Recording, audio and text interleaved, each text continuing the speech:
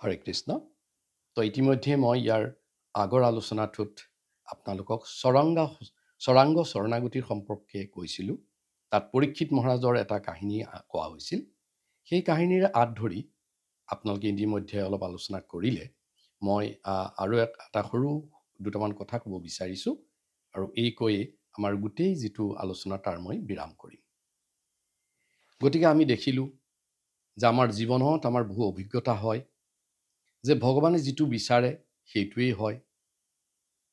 যিটো হিন্দীত কয় আমাৰ হোতা वही है जो ভগৱান চাহতে হে, যে ভগৱানে যি বিচাৰিব শেষত গৈ সেইটোৱেই হ'ব।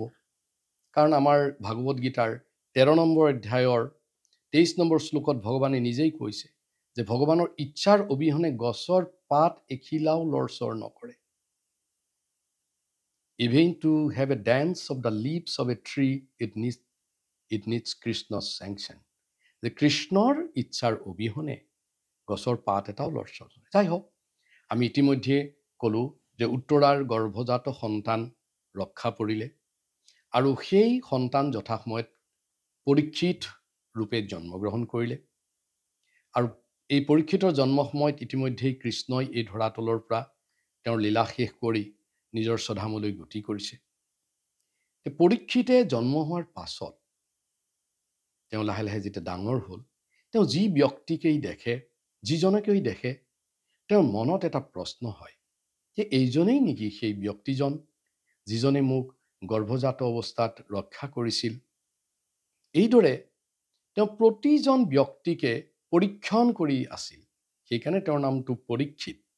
তেওঁ প্ৰতিজন মানুহকে পৰীক্ষা কৰিছিল, বিচাৰি চাইছিল তাতেই আছে নেকি ভগৱানজন যিজনে মোক ৰক্ষা কৰিছিল।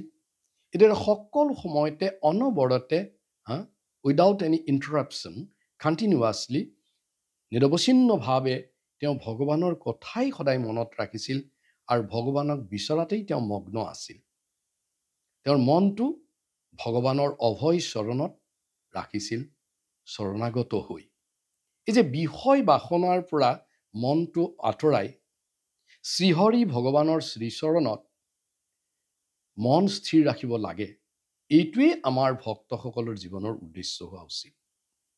যিটো নেকি আমাৰ বৈষ্ণৱী ভজনত কোৱা হৈছে, ভজহুৰে মানা শ্ৰীনন্দনন্দনা অভয়া চৰণাৰ বৃন্দৰে।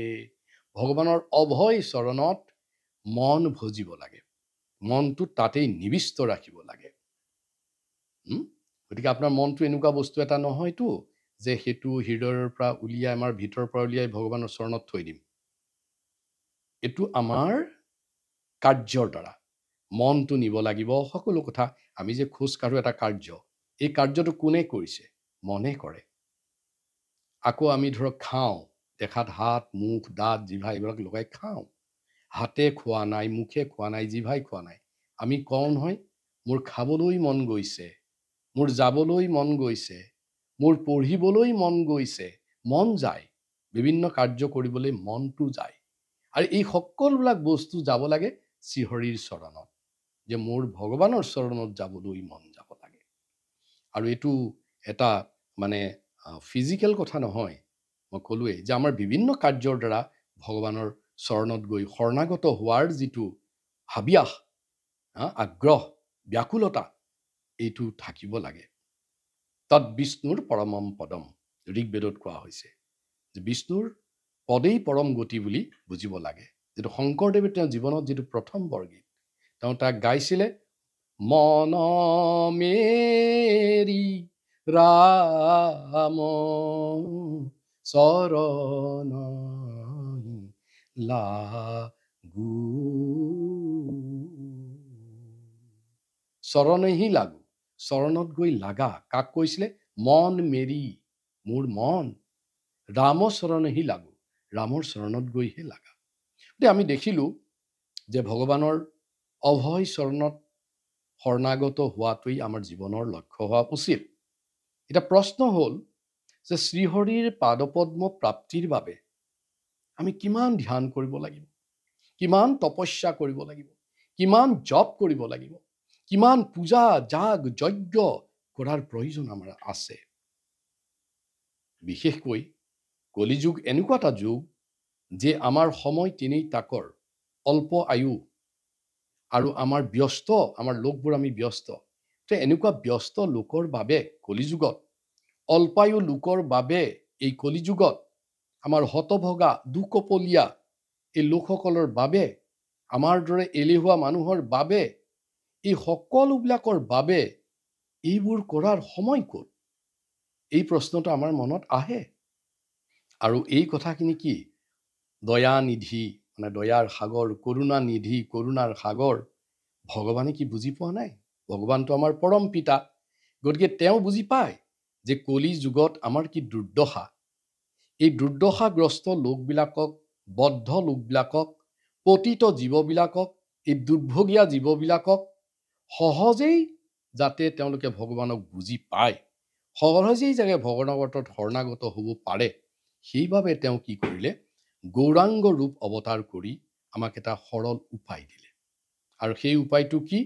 মহামন্ত্ৰ জপ কৰা আৰু সুখী হোৱা। Saint and be happy.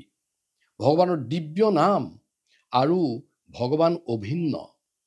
নাম আৰু ভগৱান অভিন্ন, এইটো এটা অচিন্ত, ইনকনচিভেবল এটা কনচেপ্ট, যে এটা বস্তু আৰু তাৰ বস্তুটোৰ নাম সাধাৰণতে ভিন্ন হয়। যেনেকৈ মোৰ খুব পিয়াহ লাগিছে, মোক পানী লাগে। এতিয়া পানী পানী পানী, মোক খুব পিয়াহ, মই খুব তৃষ্ণাতুৰ। এই অৱস্থাত যদি মই খুব চিঞৰি থাকোঁ পানী পানী পানী পানী পানী, তেতিয়া মোৰ কি তৃষ্ণা দূৰ হ'ব নেকি? নহয় নহয়, মোৰ বেছি জিভা শুকাই যাব। কাৰণ পানী আৰু পানী শব্দটোৰ ভিন্নতা আছে। যদি একেই হ'লহেঁতেন, মই মানে অচিন্ত যিটো ভগৱানৰ তত্ত্ব সেইটো বুজাব চেষ্টা কৰিছোঁ, যদি পানী আৰু পানী শব্দটো অভিন্ন হ'ল, তেন্তে পানী পানী কৈ থাকোঁতেই মুখত পানী আমাৰ আহি যাব লাগিছিল।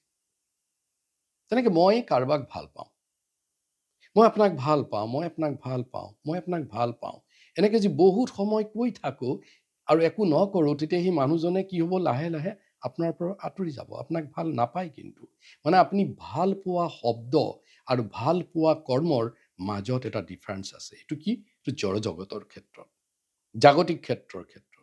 কিন্তু ভগৱানৰ ক্ষেত্ৰত ভগৱানৰ নাম, দিব্য নাম আৰু ভগৱান অভিন্ন। সেয়ে মহাপ্ৰভুক কোৱা হয় নাম অৱতাৰ। নাম ৰূপে অৱতাৰ লৈছে কলিযুগত। নামত আশ্ৰয় লোৱা মানেই ভগৱানত আশ্ৰয় লোৱা। আমি যদি নামত আশ্ৰয় লৈছোঁ, খুব ভালভাৱে নামক আশ্ৰয় কৰি সেৱা কৰিছোঁ, হৰে কৃষ্ণ কৃষ্ণ কৃষ্ণ হৰে হৰে, হৰে ৰাম ৰাম ৰাম হৰে হৰে, এইদৰে যদি নাম জপ কৰিছোঁ, নাম সেৱা কৰিছোঁ, মানে ভগৱানৰ সেৱা কৰিছোঁ। নাম জপ কৰিলে, নামক বুজি পালেই ভগৱানক বুজি পোৱা হয়। এইটো এটা কলিযুগৰ অতি সৰল মানে ভগৱানক বুজি পোৱাৰ উপায়। আৰু এনে সৰল কৰি ভগৱানে দিছে যে নাম ল'বৰ বাবে কোনো যোগ্যতা নালাগে। সকলোৱে সকলো সময়তে, সকলো স্থানতে, সকলো পৰিস্থিতিতে হৰি নাম ল'ব পাৰে। আৰু তাৰ কাৰণে কোনো ধৰণৰ বিশেষ আয়োজনৰ প্ৰয়োজন নহয়।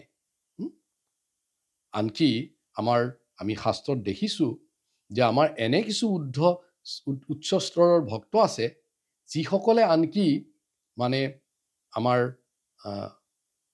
বাথৰুমত গৈ হৰিনাম লৈ তেওঁলোকে হৰিনাম আস্বাদন কৰিছিল। সেইটো আমাৰ কাৰণে নহয়, মই ক'ব খুজিছোঁ মানে পৰিস্থিতিৰ বা স্থানৰ কাৰণে হৰিনামৰ কোনো এটা মানে সীমাবদ্ধতা নাই। সেইকাৰণে আমাৰ যিসকল আমি বুদ্ধিমান, সেইসকলে হৰিৰ দিব্য নাম লৈ অচিন্ত ভগৱানক সম্পূৰ্ণ বুজি পাবৰ বাবে চেষ্টা কৰিব লাগে। আৰু মই যিটো চৰাংগ শৰণাগতিৰ ইয়াৰ আগৰ কথাত ৰাখিছিলোঁ, সেই শৰণাগতিবিলাকে হৰিনাম লোৱাতেই সহায় কৰে।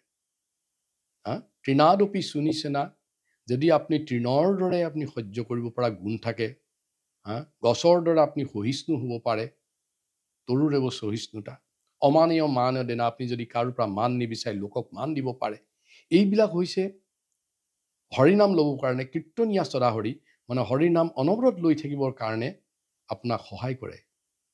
গতিকে এইটো নহয় যে মই চৰাংগ শৰণাগতি নকৰোঁ আৰু হৰিনাম লৈ থাকিম। হৰিনাম লোৱাত সহায় কৰে আপুনি যদি খুব ছটা শৰণাগতি ছটা পন্থাৰে শৰণাগত হ'ব পাৰে। গতিকে আমি দেখিলোঁ যে আমি ভগৱানৰ ওচৰত শৰণাগত হ'লেই ভগৱানক বুজি পাম, আৰু ভগৱানক বুজি পালেই আমি পৰম সুখ বিমল আনন্দত এই ধৰাতলত থাকি হৰিৰ সেৱা কৰি হৰিৰ প্ৰীতিবিধানৰ বাবে কাম কৰি অকৰ্ম কৰি আমাৰ যিটো আনন্দ পৰম আনন্দ সেইটো লাভ কৰিব পাৰিম। গতিকে মই এই গোটেই যিটো আজিৰ আলোচনা ইয়াতে বিৰাম কৰিলোঁ, দুটা ভাগত কৰিলোঁ। প্ৰথম ভাগত আপোনালোকক অলপ চৰাংগ শৰণাগতিৰ সম্পৰ্কে আলোচনা কৰিলোঁ, মাজত অলপ বিৰতি লৈ মই গোটেই আমাৰ আলোচনাটো ইয়াতে বিৰতি কৰিছোঁ, বিৰাম কৰিছোঁ। হৰে কৃষ্ণ।